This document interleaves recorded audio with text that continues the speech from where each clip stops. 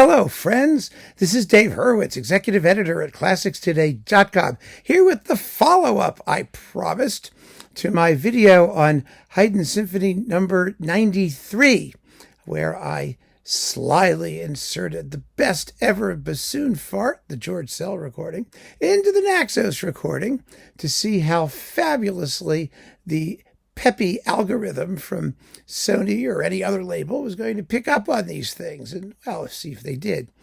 The result was even more bizarre than I could have hoped. So I want to share it with you because it's just incredible.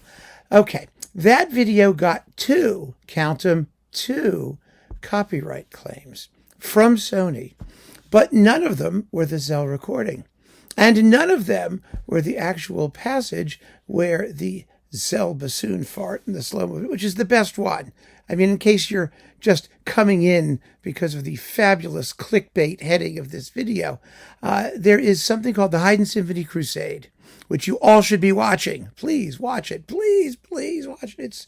We're up to Symphony number 93. Every single Haydn symphony discussed and analyzed with musical examples. And Symphony number 93 is notorious because in its slow movement, Haydn plays a joke where the music gets higher and softer and higher and softer. And then all of a sudden it just goes, blah. There's this, it's a fart. It's scatological humor in sound. And it's very funny, actually. But it's always underplayed because classical music people have no sense of humor, generally speaking. And they're terrified that somebody might hear it and think, oh my, it's a fart. So you usually just get this low bassoon like, and it's like, who cares? It's very tepid, where it should be a magnificent volcanic outburst of flatulence. And George Szell with the Cleveland Orchestra does it. And it's really important to hear it the way Haydn intended. I mean, it's two bassoons marked fortissimo. He's not joking, right? So anyway, I had permission to use the Naxos recording with Bela Drahos and the Nicholas Esterhazy Symphonia, which is a very good performance, except that the flatulence could be a little bit more thrilling than it actually is in that performance. And so I took just that 1 second of music and inserted it from the Sony recording. Now, Sony is a vulture when it comes to protecting its copyright. And so the question was, will Sony try to protect its copyright on Szell's version of Haydn's fart? That's the issue. So what happened was I uploaded the video and I got 2 copyright strikes, both of them in the slow movement in which the fart occurs. Neither of them the moment in which the fart occurs, which means that neither of them are a Sony recording. They're actually, they're mistaken. It's completely erroneous. But what Sony thinks the recording is, and this is just unbelievable, there is this Slovak conductor who made like 2 records. His name is Jack Martin Hendler. He passed away in 2023. He made a recording of Haydn symphonies, I think, 93, 94, and 103 with the Soloiste Européennes de Luxembourg. And that's the recording that Sony thinks I used, which is absolutely insane because it's not the recording I used, and its fabulous algorithm ought to know the difference, or YouTube's algorithm ought to know the difference. So what does it think I lifted? Well, the first musical example from the slow movement started at the beginning of it, the lovely theme announced by a string quartet, and ended at the end of the first minor key episode. It's like 1.5 minutes of music or so. That was the first copyright claim. But the second copyright claim, this is the one that really, really got me. Because I thought, when I heard it, oh, damn, they figured it out. They actually copyrighted Haydn's fart. Turns out that the part that they claim was lifted from their recording was 6 seconds of music in that little tiny passage, but it's going do-do, do-do, do-do, boom, like that. That's 6 seconds of music, which is 14 or 15 seconds before the actual flatulence occurs. So they ignored that completely for 6 seconds of music, which is mostly pauses, by the way. It's mostly silence. And I looked at this very carefully and I thought, this is absolutely nuts. Absolutely nuts. And the recording, who ever heard of Jack Martin Handler.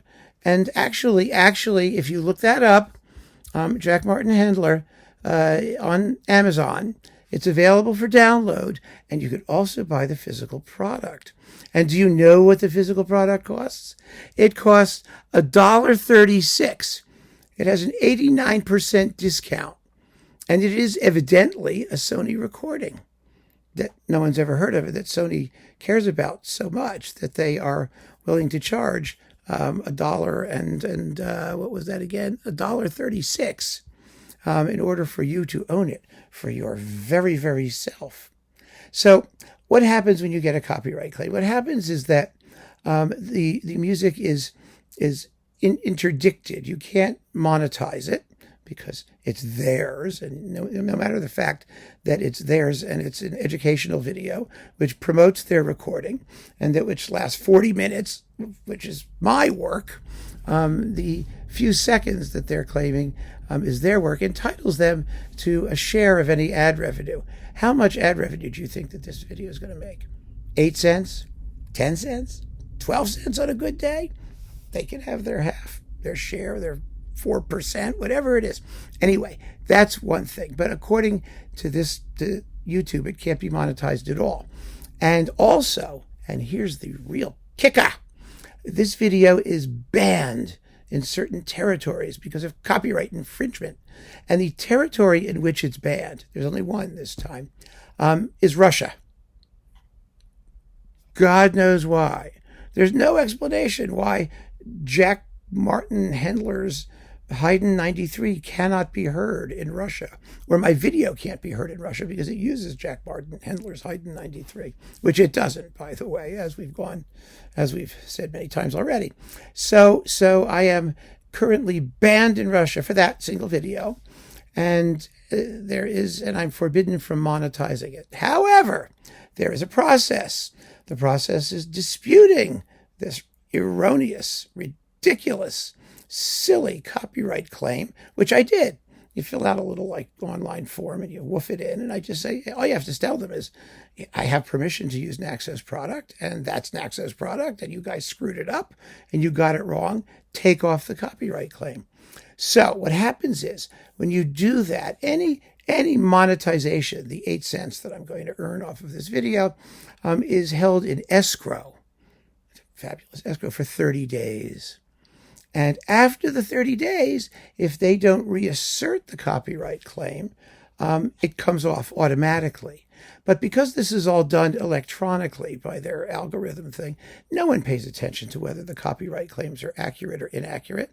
They couldn't care less. They just wait the 30 days. And that really pisses me off, because I should be getting that 8 cents. I've earned my goddamn 8 cents, number one. And number two, it means that YouTube, which is escrowing the ad money, must have this wonderful, I mean, when you consider billions of YouTube things and probably hundreds of thousands of copyright claims, that most of which probably are incorrect, that means that for 30 days, YouTube is collecting revenue, which it can earn interest on and make money from before it has to give it to the person who actually created the video. I mean, the whole thing really kind of smells fishy, if you ask me. But that's not the point. I will wait my 30 days, content in the knowledge that although Sony sent its electronic hound dogs after me, it completely missed Zell's epic, definitive version of Haydn's Fart in Symphony Number 93. So that's the story. It's unbelievable what goes on in the world of electronic media.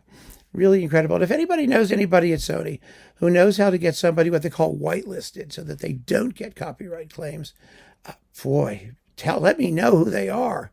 I'll talk to them. I really will. I would love to. I'd love to have a pro bono copyright attorney who could just, make a cause célèbre out of this and other nonsensical issues, because it's really unfair and it's crazy. Either get it right or leave us alone. That's the bottom line, right? Shouldn't it be? And particularly, I mean, some of you have mentioned in the comments, these are educational videos and they're promotional for Sony, not for anybody else. If I make 8 cents for doing the videos, Sony might sell a bunch of copies of the recordings. You know, if I could have used the whole Zell Haydn 93, it would have been fabulous, but I can't. And there's nobody to talk to there. Nobody. I mean, you can make a decision. It's really disgraceful. But that was the story. And so that's the update. And I hope you've enjoyed hearing about it as much as I've enjoyed telling about it. It relieves some of the frustration. I had a chance to vent a little bit.